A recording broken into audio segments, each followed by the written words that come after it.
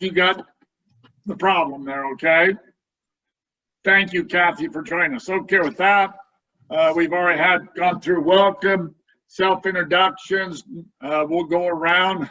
Norman Wright, Chair. Wendy. Wendy Pratt with Commission.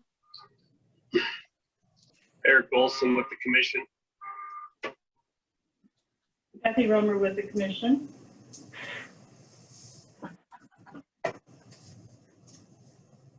Okay, who else? Go ahead. Untitled Chapter Knowlton with the AG's office. Elvin Tress with the Commission. Chuck Spencer with the Commission. Brenda Charles with the Commission. Crystal Rosen with the Commission. Lynn Tamanaga, Idaho Groundwater Appropriators. Oh, Lynn.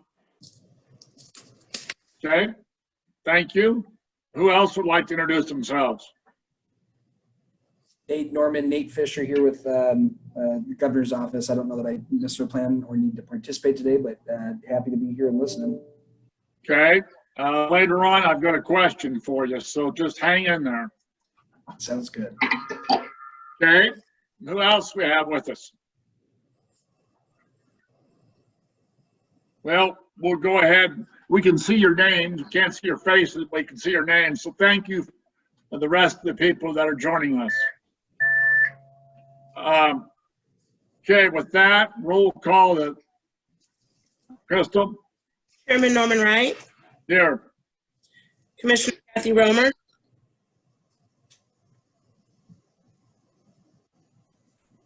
Here. Here. Commissioner Jerry Trebish. Commissioner Eric Olson. Here. Commissioner Wendy Pratt. Here. Thank you. Okay, thank you. With that, partner reports, I don't think we really need that right at the present time. We're going to have that in our next informational here in a minute. Agenda review, don't believe there's anything that needs to be changed. Let's just jump right into item number 4, CREP contract agreement. Mr. Traps. Thank you, Chairman and Commissioners. What we have before us today is the revised agreement for CREP between the United States USDA and the CCC and the state of Idaho, and you guys have a copy of that, I believe. And what we're looking for is for you to act to approve the CREP agreement and to delegate authority for the acting administrator to accept any final changes by USDA at his discretion and to sign the final agreement. And in addition, we had a late breaking request. Chantel caught this, and it requested that we also ask the board to delegate authority for the administrator to enter into the agreement not to divert with participants under the new CREP. And the reason this is necessary, I'll let Chantel explain why it'd be a good idea to delegate that authority. But the reason that we're looking for authority for the administrator to sign any final changes that come from USDA is that Virgil, the FSA representative that we've been working with in Washington, D.C., has to get his, I think it's his deputy administrator to sign off on it. And this is a brand new appointee who isn't up to date on CREP yet and needs opportunity to review this agreement. And I don't think any of us are anticipating that it's going to cause any big changes or changes at all, but we do have to wait till that deputy, till Virgil's boss gets a chance to review it again. So I'd open it up to discussion and questions, and I'm grateful that Chantel's here to answer whatever. Joe, and this is Chantel, if you don't mind, maybe, and I don't know if any of the commissioners would appreciate it, getting kind of we can go through what's changing in this agreement from the former CREP, and possibly, and I think the commissioners probably want to know our timeline right now, and as particularly for this year, because the commission's going to be under a really tight timeline in terms of getting the contracts that are expiring this year renewed.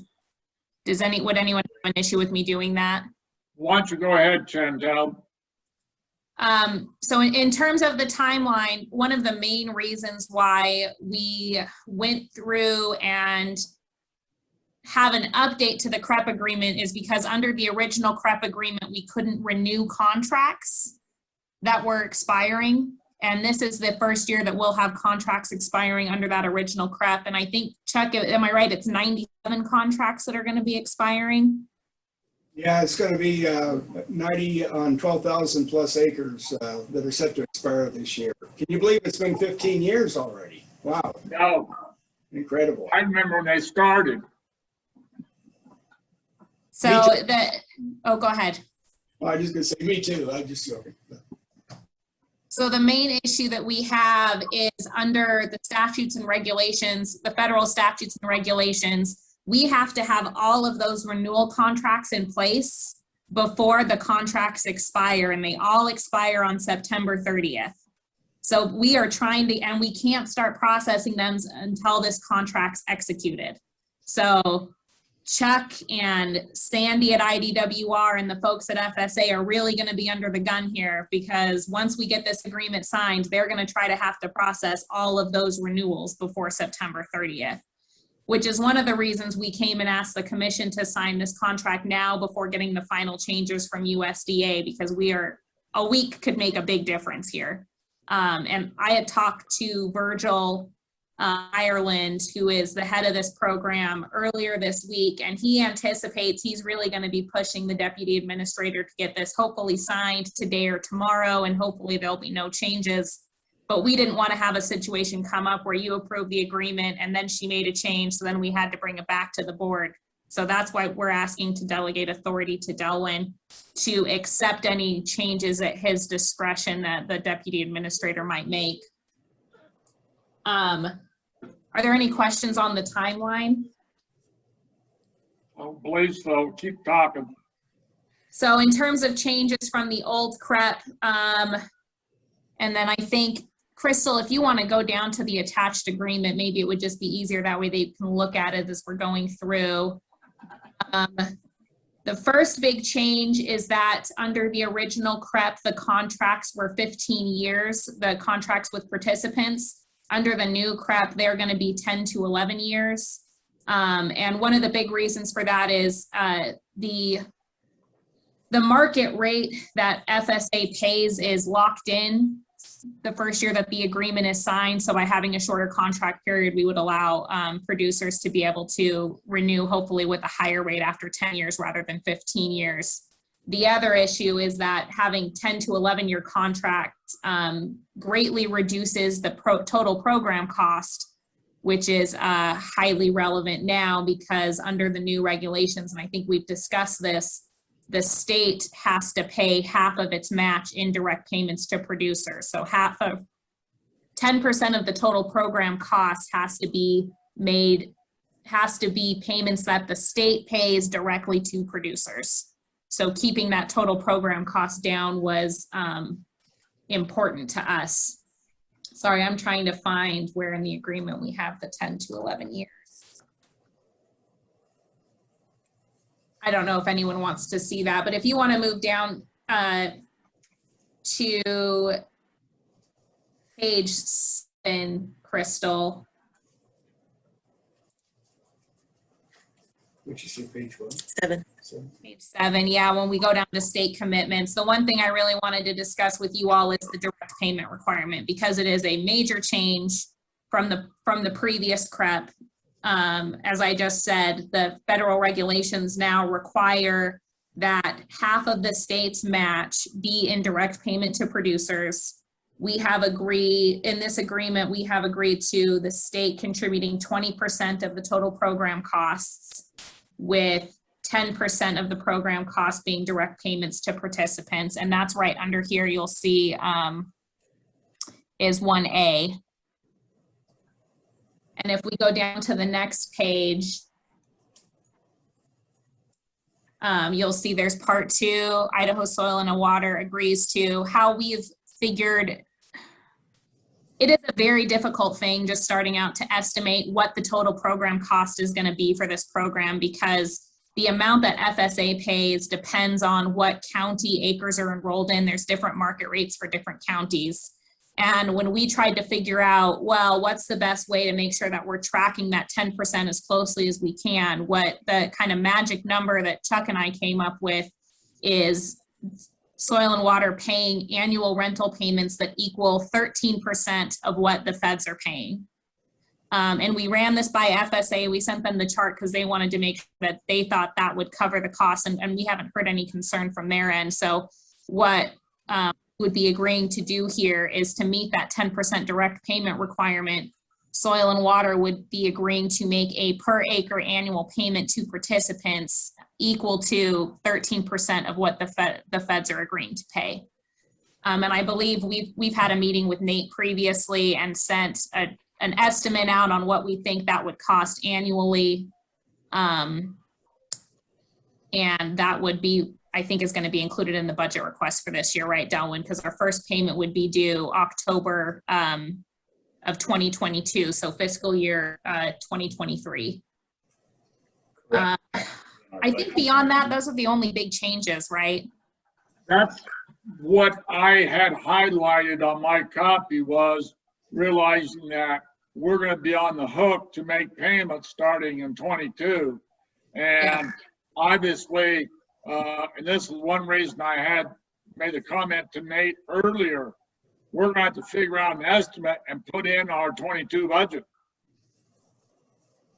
Yes. And Nate, I think Nate already has had those numbers, and maybe Nate's better able to answer these questions. And I believe has already talked to some of the leadership in the legislature. So it shouldn't be a surprise that this will be coming. I don't know if you want to add anything to that, Nate. Thanks, Chantel. Yeah, I would say that we did have a conversation, and Lynn was with us, but we sat down with the co-chairs of the Joint Finance and Appropriations Committee, the legislature's budget committee, and alerted them on this issue. Both of them seemed interested and understood the value of the CREP program and identifying ways to tackle this. So they're aware of it. We'll need to certainly continue to follow up with them and have some conversations prior to next year's legislative session. The general sentiment that we got, and after we clarified, when these payments would need to go out, was that there wasn't something that they wanted to budget for this year, and just given the length of this legislative session and some of the work that committee had to do on a couple different fronts to go back and readdress some budgets. I think that there was some general fatigue, but they should be ready and willing to help on that. Well, I hope that they're ready and willing to help on this next year. We'll need to kind of continue to talk to them about what the estimated cost of this is, and hopefully as we get this contract, this agreement back in place and start getting a better feel for what that true cost is, kind of hone that in before budget submissions are due later this summer. So happy to continue having those conversations. I've also followed up with Senator Risch's office. I know I've had some conversations with USDA about the state match requirement. According to USDA, this is the first time they had heard issues with it. It's not to say that other states that have CREP programs won't have some difficulty or won't have some similar concerns. It just sounds like the timing of when these CREP agreements come back up varies in different states. So I would hope or think that as other states are amending their CREP agreements or renegotiating them, that this is something that USDA might hear a little bit more about, and is something that potentially we could take a look at addressing either in the next farm bill or otherwise with USDA. So we're continuing to have those conversations and more to come. Okay, now, Chuck and Delwyn, from our standpoint, as I read this contract, it appears that we, being the commission, is directly going to make these payments to producers. Is that correct? That's correct. Yep. And I assume the timing will be in October at the same time the FSA does that. Is that what our goal would be? I think that's probably would be the best. Yes, Mr. Chairman. Okay, and then currently, Chuck, do you have a file of all the contracts for CREP? Oh, yes. Yeah, we have them physically and electronically both. Okay, so as far as knowing who and what shares and all that, they'll get, you'll have that information. We'll have the updated information that we'll be working on those re-enrollments, yes. Yeah. And I don't, this might be a question for Lynn, but Chuck, you said there's 12,000 acres expiring, is that correct? 12,300. How much do you think are gonna re-enroll? What's your gut feeling? We've been estimating on our worksheets about 70% of that will be re-enrolling. Some folks will hit their $50,000 payment limitation sooner because of the higher rental rates that are being offered in some counties. And so that means that they're going to have to return some ground back to active water status.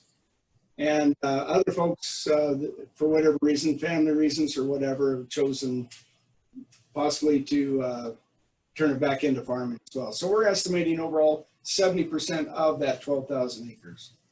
Now, these are talking about renewals, will they be eligible to put in new ground on CREP, not saying in October also? Yes, yes.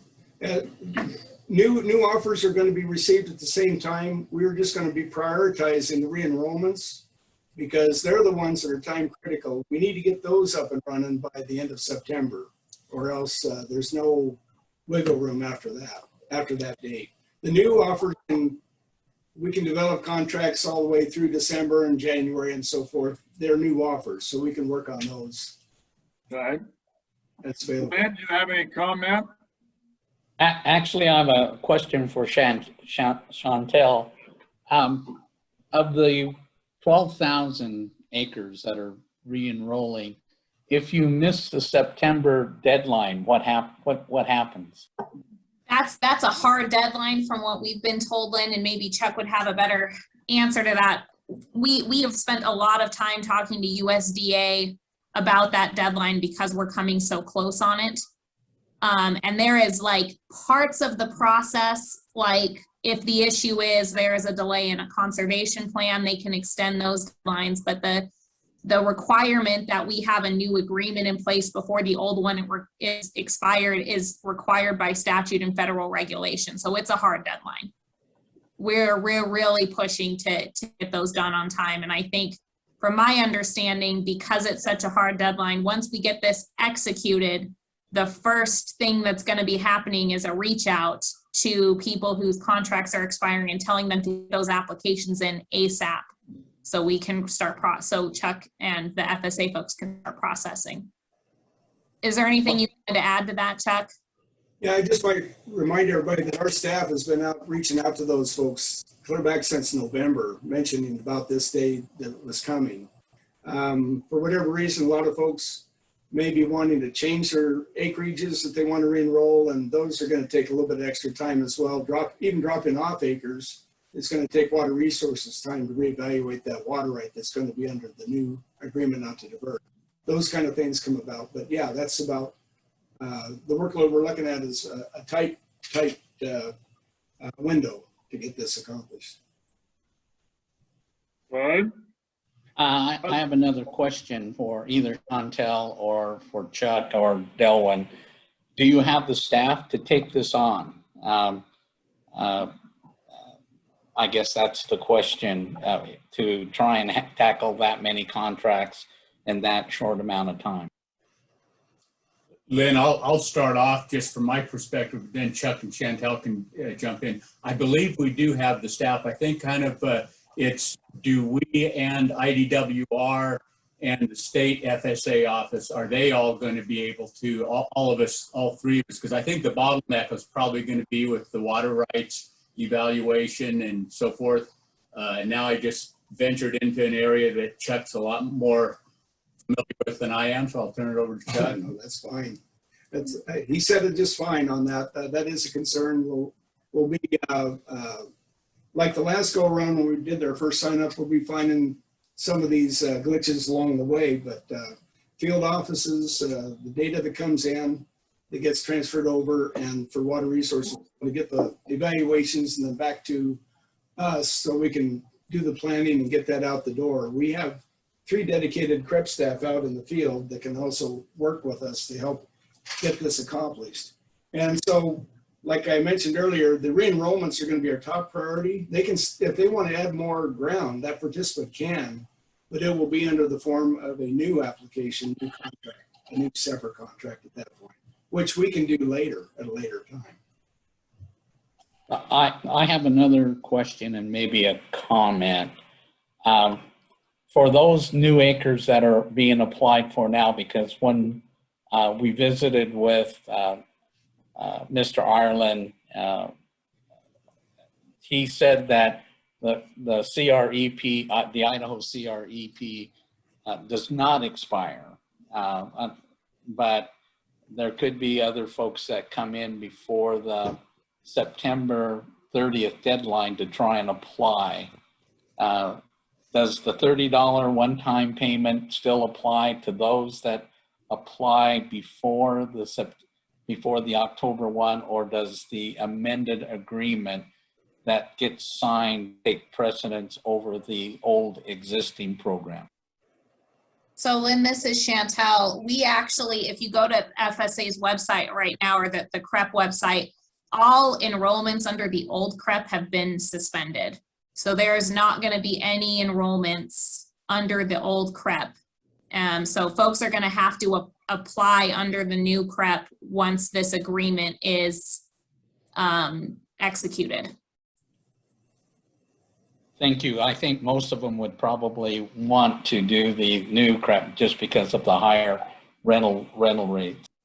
Right. I think right now there's going to be a 2-week period where CREP is closed right now. So FSA will open up enrollment once the deputy, once USDA signs this agreement, they'll open up enrollment so people can start putting their applications in. What are some of the rates? It depends on the county. Right. Yeah. I can pull it up. I've got it here in front of me, Mr. Chairman. They range from 138 per acre in Bonneville on up to $317 per acre in Minidoka County. Okay. And that's before the state's addition to that. This is just the federal payment. Okay. Does our payment go against the $50,000 cap? I'm sorry, could you say that again, Mr. Chairman? Does our payment go against the $50,000 cap? No, those are going to be state dollars. The cap is strictly for the federal dollars involved. Okay. Okay, interesting. Do other people have questions or comments? Mr. Chairman, Kathy Romer, I did have a question and for Nate, if he's still available. Well, whether or not he There is, he my is. question. I'm still Okay. on.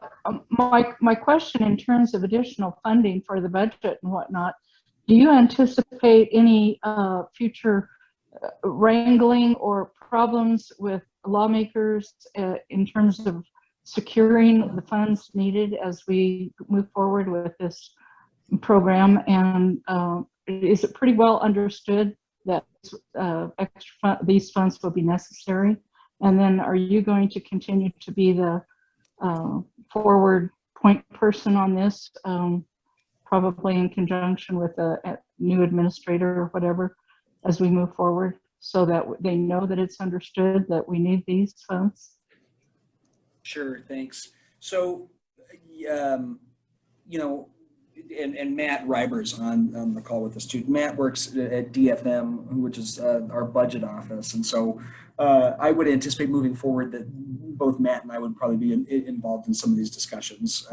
Matt works very closely with members of JFAC on budget requests and the governor's recommended budgets that agencies present. So Matt might have some additional thoughts for us. I'm happy to continue to be a point of contact and advocating for this.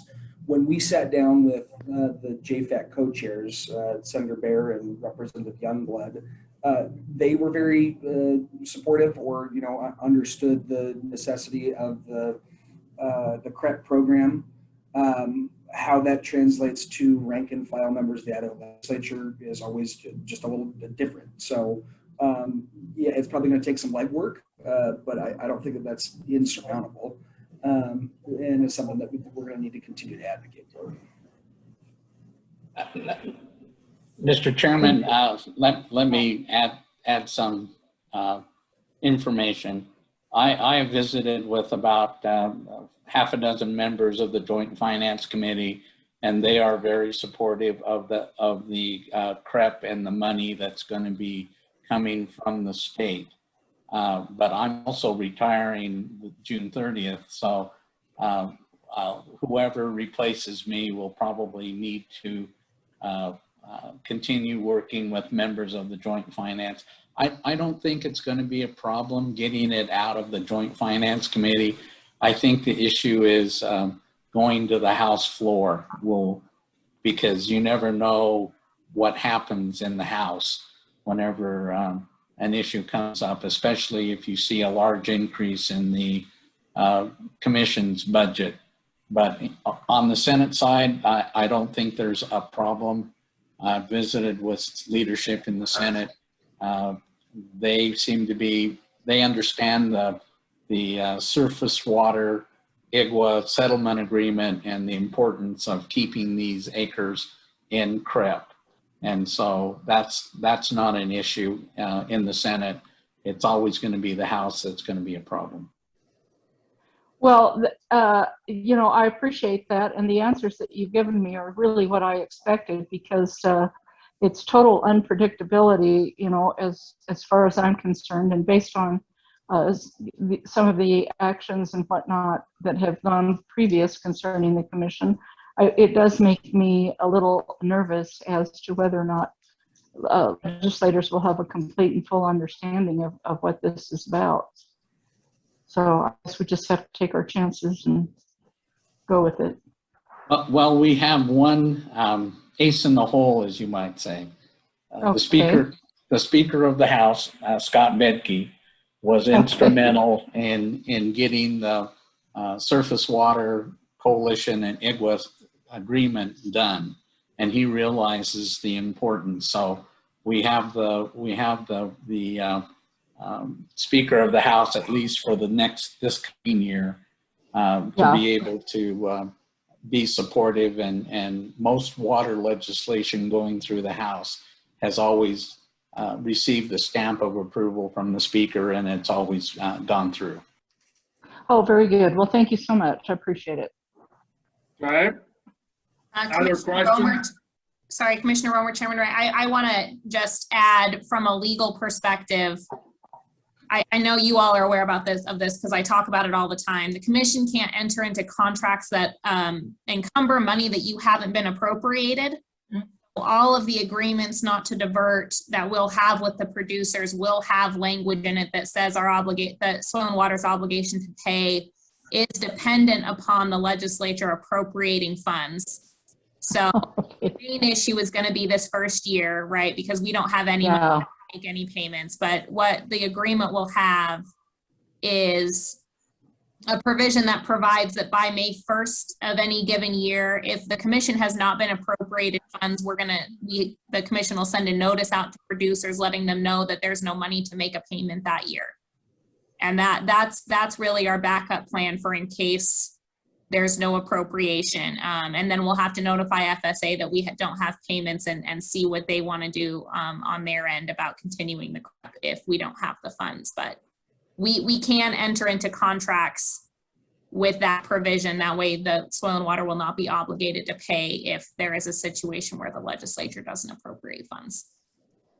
Okay, very good. Thank you, Chantel. I think we hit all points to my concerns, so thanks. Okay, does anybody else have further questions or comments? This is Wendy. I'd just like to make a comment that we need to be cognizant that we really work as partners with IASCD so that fully support this appropriation and it doesn't get tangled up in any kind of conflict with other issues that we may have that we may disagree on. Just a thought. And a good thought, Wendy. Mr. Chairman, I have visited with the leadership of ISDA, and they don't have any problems with the funds coming for CREP. They understand the importance, and the leadership of ISCD or the association, they have said that they would not interfere with any of that money that goes toward CREP. Thanks, Lynn. Yep. Okay, other questions? If we don't have any more, then I think that we are probably down to a motion. Would someone be interested in making that motion?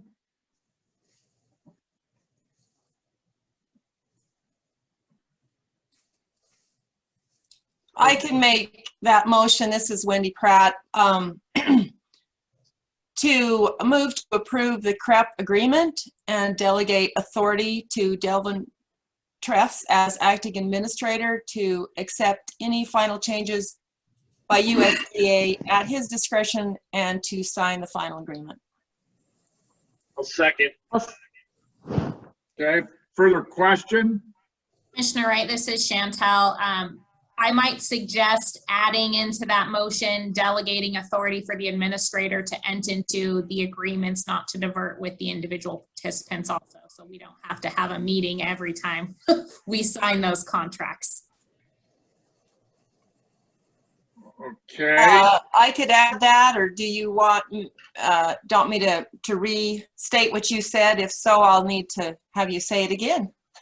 I think we can just add that motion to approve the CREP agreement and delegate authority for the acting administrator to accept any final changes by USDA at his discretion and to sign the final agreement, and delegate authority for the acting administrator to enter into agreements not to divert with producers under the new CREP.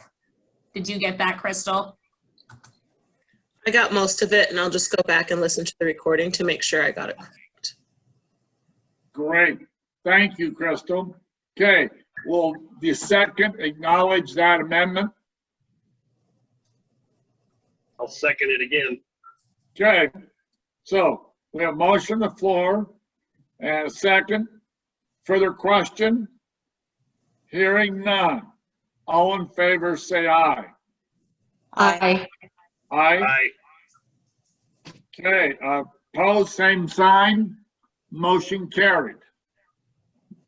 Okay, thank you all for Chairman, that great information and work on that. Okay, Mr. Chairman, yes, sir, Glenn. I have been requested to write a letter of recommendation for somebody applying for the executive director's job, and I was wondering, should the letter go to you, or to the commission as a whole for the letter of recommendation? I believe it'd be best probably to send it to the commission, and then Kathy and I are going to be reviewing that information along with Nate and can't remember the lady's name, and so it'll be right there with that. Haley. Haley, wasn't it? Yes, sir. It's Haley. Okay, is that okay, Lynn? Oh, that's what I needed to know, is whether I should make it to the chairman or make it to all members of the commission. Yeah, you can make it to chairman, but just send it to theirs. That way everyone can see it. Okay, Okay, thank you. you bet. Thank you, Lynn. Okay. Chairman? Next order of business, elect commission officers to serve beginning July 1st, 2021. Chairman Wright, Goen has a question.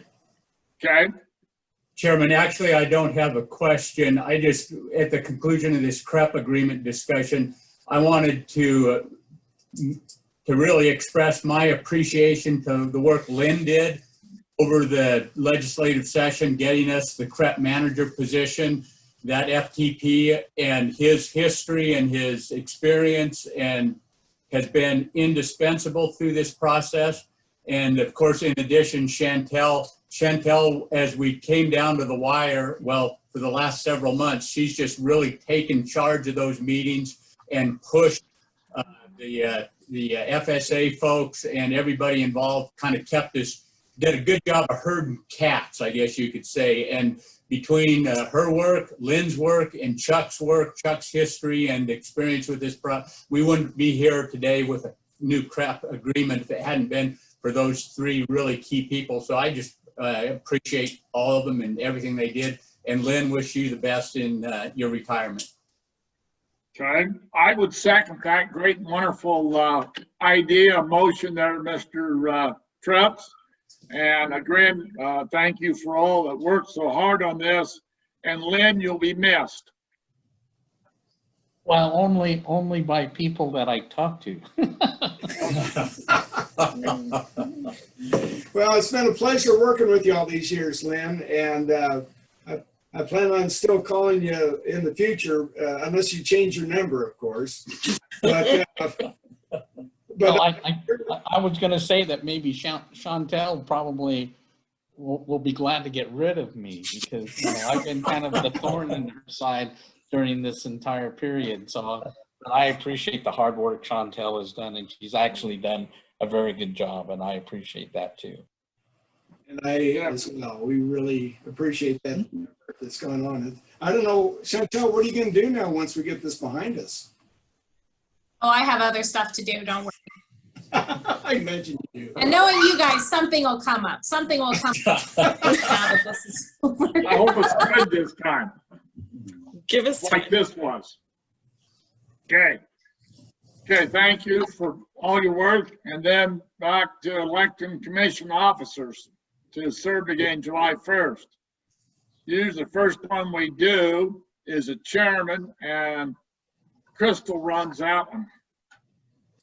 Thank you, Mr. Chairman. Yes. So we will do the chairman first, and I will hear any nominations for chairman of the commission. I'll nominate Norman Wright for chairman. Thank you. Does it require a second? Is there any discussion or second or other nominations? Hearing no other nominations, I'll take a second for Chairman Wright to continue as chairman of the board. I'll second the motion. Nomination. Any discussion? Hearing none, I will hear a vote. Aye.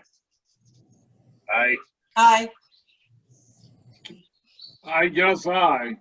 Last year, people, last year. My term's up next year, by the way.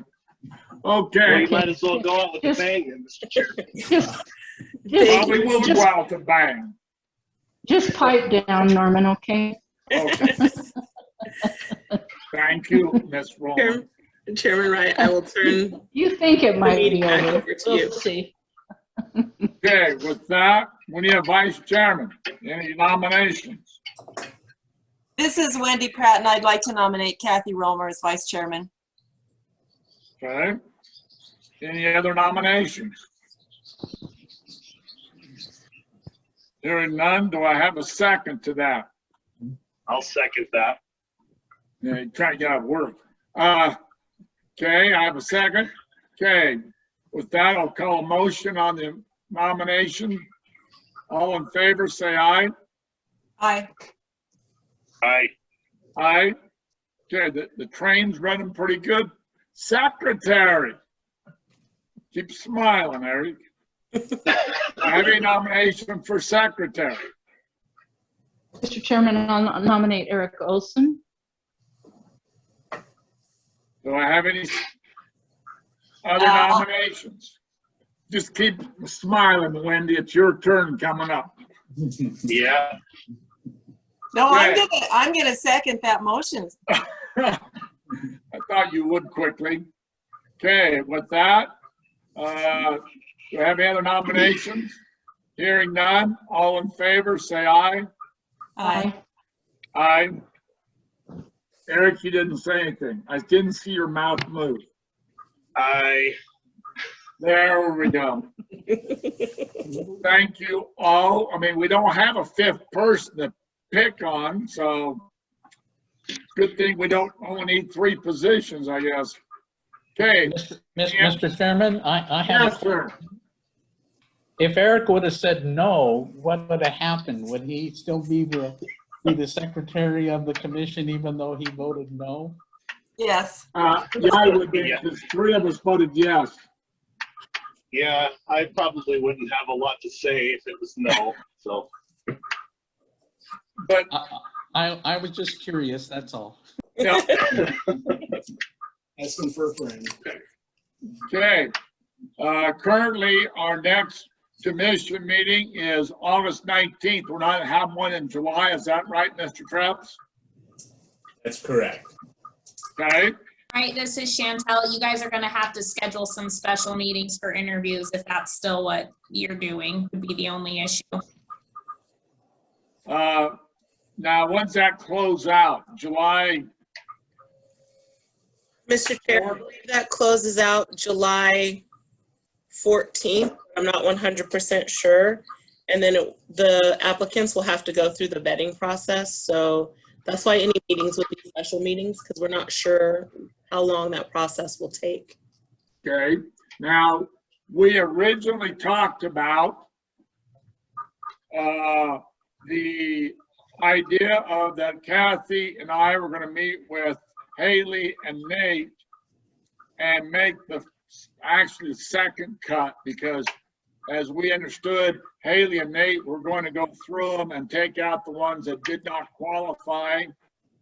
And then Kathy and I are going to do the second cut, get down to the ones that we feel like we want to interview, and then we would have the interview done by all commission members. Does that still sound correct? That's correct. That was my understanding at the last meeting, Chairman Wright. Does Wendy and Eric and Kathy agree to that? Yes. Hey, oh, sorry, Yes. Chairman Wright, we don't have an action item on here, Right. the agenda today. The commission shouldn't be making any kind of decisions Okay. regarding I'm this. just confirming what I thought I knew, so we're not taking any motions or anything. Okay, with that, I will see you at our next meeting. Thank you very much for all attending.